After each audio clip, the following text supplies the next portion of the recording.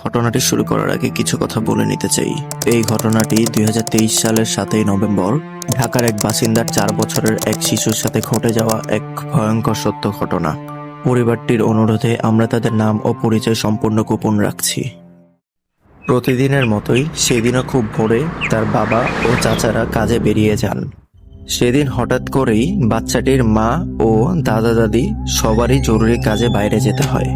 বাচ্চাটি তখনও গভীর ঘুমে।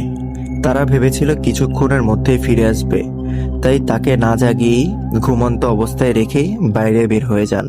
কিন্তু তারা বের হওয়ার কিছুক্ষণ পরেই আচমকাই বাচ্চাটির ঘুম ভেঙে যায়। ঘুম থেকে উঠে সে চারিদিকে তাকায়। পুরো রুমটা নিস্তব্ধ, কেউ নেই সেই রুমে। খাটের উপর একা একা শুয়ে সে একটু ভয় পাচ্ছে। হঠাৎ করেই তার চোখ পড়ে রুমে থাকা সেই আয়নার দিকে। সে একটু স্থির হয়ে যায়। মনে হলো আয়নার ভেতর থেকে কেউ তাকে দেখছে। সে ভালো করে তাকিয়ে দেখে একটা কালো ছায়া তার দিকে তাকিয়ে আছে।